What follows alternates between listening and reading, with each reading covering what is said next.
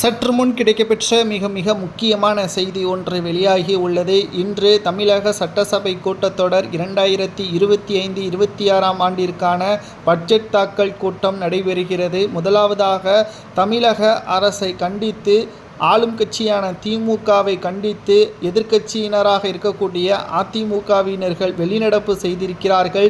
இது அதிமுகவிற்கு மிகப்பெரிய ஒரு பாதிப்பை ஏற்படுத்துமா, அதாவது கலவரத்தை ஏற்படுத்தும் விதமாக அதிமுகவினர்கள் செய்ததாக ஆளும் கட்சியான திமுகவினர்கள் குற்றம் சாட்டி இருக்கிறார்கள். உண்மை தன்மை என்ன என்பதை தான் இந்த வீடியோவில் நாம் பார்க்க போகிறோம். அதாவது கடந்த சில நாட்களுக்கு முன்பாக அமலாக்கத்துறை அதிகாரிகள் 3 குழுக்களாக பிரிந்து தமிழகத்தில் ஆளும் கட்சியான திமுகவை சார்ந்த மிக முக்கியமான நிர்வாகிகள் வீட்டிலும் தமிழக டாஸ்மாக் தலைமை அலுவலகத்திலும் சோதனைகளை செய்து சுமார் 1 லட்சம் கோடி வரி ஏய்ப்பு செய்ததாக குற்றம் சாட்டி அதற்கான ஆவணத்தையும் கைப்பற்றி விசாரணையும் நடத்தி வருகிறார்கள்.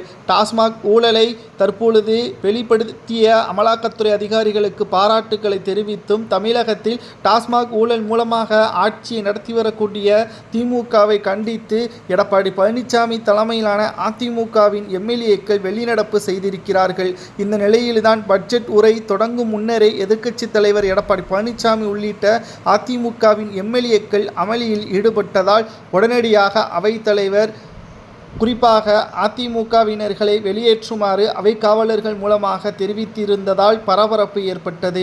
குற்றம் சுமத்தப்பட்ட அதிமுகவினர்கள் என்று அவைத்தலைவர் கூறுவது தவறு. ஏனென்றால் எடப்பாடி பழனிசாமி அவர்கள் டாஸ்மாக் ஊழலை சட்டசபையில் பேசுவது சரிதான்.